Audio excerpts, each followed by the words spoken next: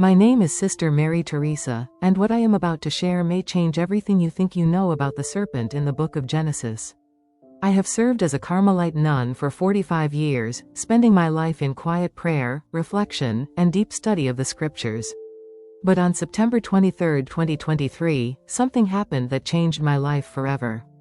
I died for 23 minutes and 17 seconds. During that time, Jesus Christ himself revealed to me a shocking truth about the serpent in the Garden of Eden. This truth is so deep and powerful that it completely changes how we understand humanity's fall and Christ's victory on the cross. Before I continue, let me know in the comments where you're listening from, and feel free to share your thoughts or reflections on this experience. If this testimony spoke to you, don't forget to like this video and subscribe to the channel, so you can continue walking with us through deeper conversations like this. Let's keep this space respectful and open, so we can learn and grow together. I hope you enjoy listening. I remember the moment everything happened with perfect clarity. I was outside pruning roses when I suddenly felt an intense, crushing pain in my chest. It was unlike anything I had ever felt before. The pain was so strong that it felt as if my very soul was being pressed out of my body. I tried to call out to Sister Agnes, who was working nearby, but no sound came from my mouth. The world began to spin around me, and the last thing I remember was the gentle, sweet smell of roses as I collapsed among the flowers I had been caring for. What happened after that was beyond anything I had experienced in all my years of religious life. In an instant, the physical pain disappeared completely. I found myself moving through what I can only describe as a realm of pure light. It was not the typical tunnel of light that people often talk about in near-death experiences. Instead, it felt like I was traveling through the very structure of creation itself. I saw colors I had never seen before, heard sounds that felt like heavenly music, and felt a love so deep and powerful that it filled every part of my being. Then I saw him. Jesus Christ, the Lord of glory, stood before me, shining with a radiance so intense it would have blinded human eyes. He appeared both physical and spiritual at the same time, far beyond anything human language can fully explain. His eyes carried the depth of eternity, and his presence radiated a love so pure and overwhelming that I fell to my knees in worship. Then he spoke and said, "Rise, Maria. I have brought you here for a purpose," he continued. "Today, I will reveal to you truths about the Garden of Eden that have been misunderstood for thousands of years." As I stood, everything around us began to change. Suddenly, we were standing in the Garden of Eden. I immediately knew where we were, but it was nothing like I had imagined from my studies. This Eden felt more real than anything I had ever known on earth. The colors were deeper, the harmony more perfect, and the air itself felt alive with God's presence. But what took my breath away most was what Jesus showed me next. "Watch carefully," he said, pointing toward a being that appeared in the garden. "This is who your scriptures call the serpent, but this is not the simple snake many people imagine." What I saw left me completely speechless. The being before us was incredibly beautiful, shining with light and covered in precious stones that reflected God's glory. This was no ordinary angel. This was a being of the highest order in heaven. This, Jesus explained, is who the Hebrew scriptures call the Nachash. In English, this word is often translated simply as serpent, but its true meaning is far deeper. Then he said, "Look closely, Maria, because very few have ever been allowed to see this." As I watched in awe, Jesus revealed the true nature of this being. He was one of the highest members of heaven's court, a guardian cherub who once stood in the presence of God. Suddenly, I understood why Eve was not afraid of him in the garden. This was not a snake crawling through the grass. This was a radiant and powerful being filled with wisdom and light. With a trembling voice, I asked, "Lord, why has this truth been hidden for so long?" Jesus answered gently, "It has not been hidden, Maria. It has been veiled." He explained that the human mind often simplifies deep spiritual truths into physical symbols. Over time, the serpent became just a symbol of deception, while the deeper reality was forgotten. This being was Lucifer, the morning star, the anointed cherub who once stood near my Father's throne. As he spoke, the scene changed again. I saw Lucifer standing before God's throne, clothed in glory, leading worship in heaven. But slowly, I watched pride begin to grow within him, corrupting that glory from the inside. Watch closely, Jesus said, because this is where evil truly began. I saw how this being slowly changed from light into darkness. It did not happen all at once. It was a gradual fall that began with pride and ended in rebellion. I saw how he started to desire worship for himself. He believed his beauty and wisdom made him worthy of praise. This is why understanding the true nature of the serpent matters, Jesus explained. Humanity's fall did not begin with a simple snake, but with one of heaven's highest beings, one who knew God's glory firsthand. The scene shifted again, and I saw this fallen being enter the Garden of Eden. But he did not appear as a snake. He appeared as a being of light, beauty, and wisdom. At that moment, I fully understood why Eve spoke with him without fear. He looked like a divine messenger, someone who belonged in the garden and carried heavenly knowledge. The deception was subtle, Jesus said. He did not come as darkness, but as light. This is why the Apostle Paul later wrote that Satan disguises himself as an angel of light. These words were not symbolic poetry. They described his true nature and his method of deception. As we stood there, Jesus began revealing even deeper truths about what really happened in Eden. The vision shifted to the moment of temptation. But now I saw it with new understanding, able to perceive spiritual realities I had never noticed before. What you are seeing, Jesus said, is more than a conversation between a woman and a serpent. This was a cosmic rebellion unfolding in the physical world. I watched as the fallen cherub approached Eve carefully and deliberately. Even in his fallen state, he was still beautiful, radiating wisdom and authority. Now it was clear why Eve did not question his presence. He looked like he belonged here, Jesus continued. Notice how he speaks. He did not begin with a lie. Instead, he asked a question that planted doubt. Did God really say? This was not innocent curiosity. It was the first seed of doubt ever planted in the human heart. As the scene continued, Jesus explained the deeper meaning of the word Nachash.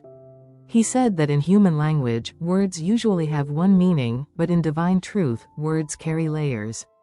Nachash describes three things at once: a serpent, a shining one, and a deceiver. All three were present in this moment. The vision expanded, and I saw how this being once stood in God's presence, covered in precious stones, perfect in beauty and wisdom. Jesus explained the words from Ezekiel clearly. You were the seal of perfection, full of wisdom and perfect in beauty. You were in Eden, the garden of God. Every precious stone adorned you. These were not poetic words, Jesus said. They described his real appearance. The stones reflected God's glory in ways the human mind can barely imagine. Then Jesus showed me the moment that made my soul tremble. I witnessed Lucifer's fall. I saw him change from the morning star into the adversary, from God's anointed cherub into the great deceiver. It was like watching light turn into darkness. Watch carefully, Jesus said, because this explains why Eden required such a powerful solution, my incarnation and my sacrifice. This was not just about disobedience or forbidden fruit. It was about a rebellion that damaged creation itself. I saw pride take hold of Lucifer's heart. Then the vision shifted again, showing me the 5 declarations recorded by Isaiah.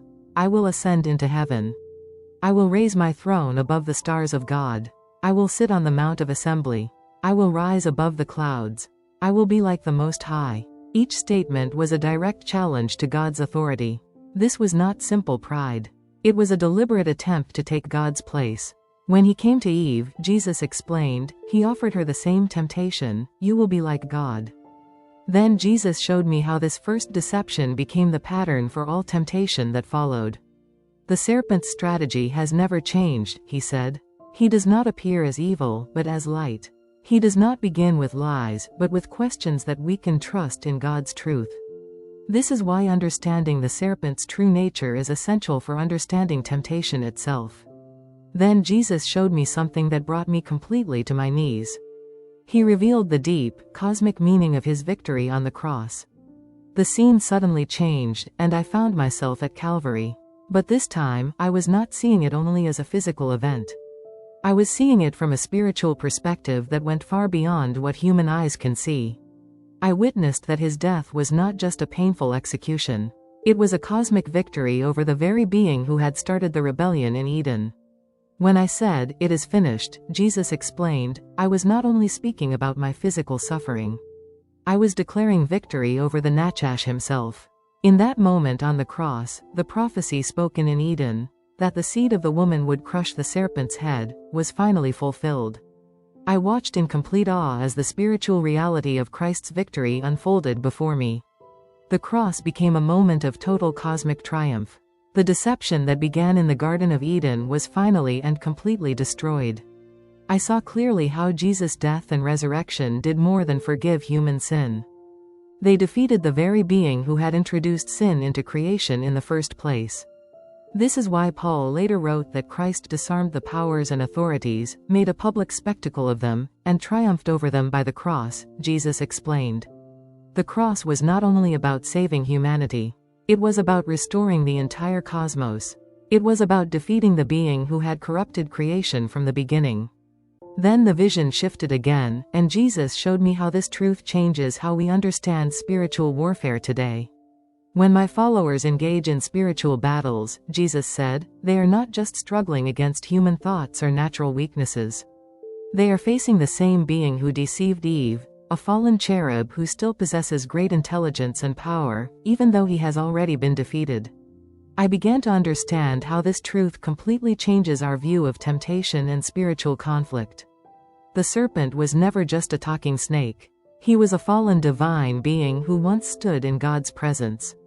Even now, though defeated, he still has intelligence and influence. This is why human willpower alone is not enough, Jesus explained. The being you are dealing with is far beyond human strength. This is why divine intervention was necessary. This is why Jesus had to become human, to defeat the enemy on our behalf. Then Jesus showed me something that made everything finally come together. He revealed how all of Scripture tells one single story. A story of cosmic conflict and divine victory. From Genesis to Revelation, I saw how the battle that began in Eden continues throughout history, always moving toward Christ's final victory. The serpent in Eden was not just a snake, Jesus emphasized again. He was a fallen divine being who still retains power and intelligence, even though he is ultimately defeated.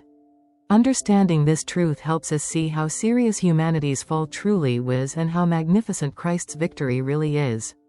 The revelations continued as Jesus showed me even deeper truths about the cosmic battle that began in Eden. The scene shifted once more, and I saw how the serpent's deception affected not just humanity, but all of creation. What happened in Eden, Jesus explained, sent shockwaves through the entire created order.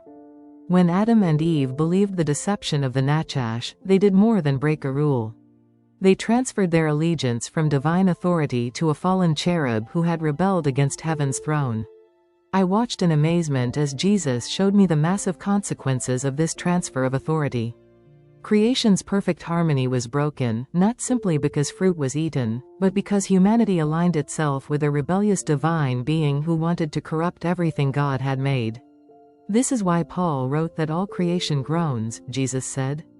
The effects of this rebellion reached far beyond human souls. It damaged the very structure of the physical universe itself. This is why my death and resurrection were not only about saving souls, Jesus explained. They were about restoring all of creation. Then Jesus revealed something that opened my spiritual eyes even wider. He showed me that the prophecy in Genesis chapter 3 verse 15, about the seed of the woman crushing the serpent's head, was not just poetic language. It was a declaration of war against the rebellious cherub who had corrupted creation. When I became human, Jesus said, I was not just taking on flesh to teach or to die as a sacrifice. I entered the physical world to confront and defeat the one who started the rebellion. The cross was not just about forgiveness. It was about cosmic victory.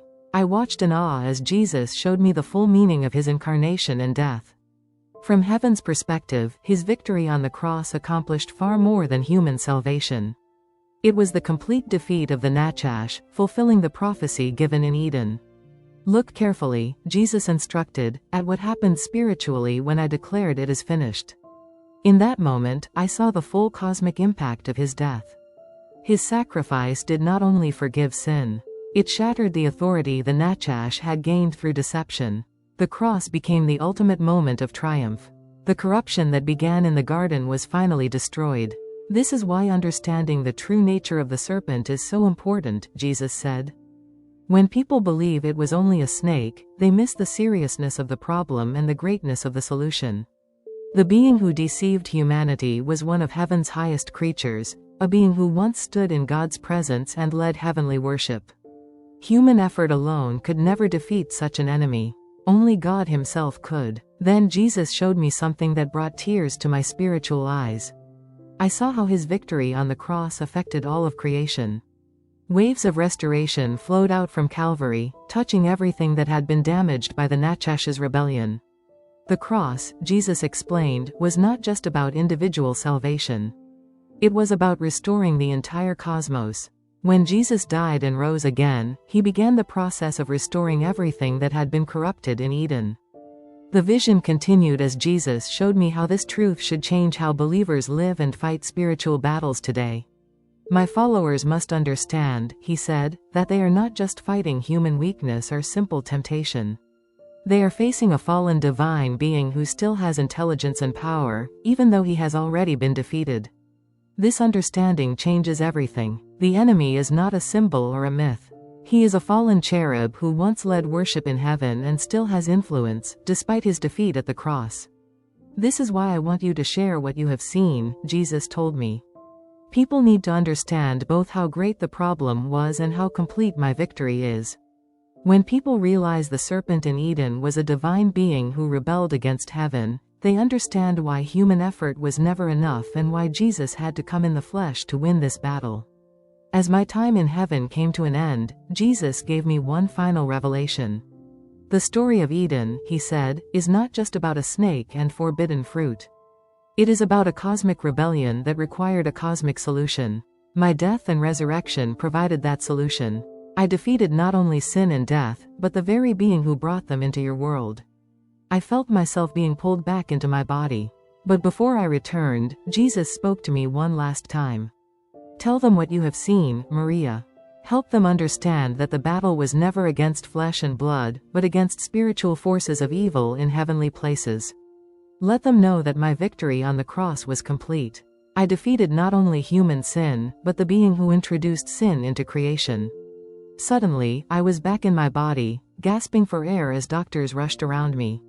Later, they told me I had been clinically dead for 23 minutes and 17 seconds. They could not explain how I survived without brain damage after so much time without oxygen. Since that day, I have shared what Jesus revealed to me about the true nature of the serpent in Eden. He was not just a snake.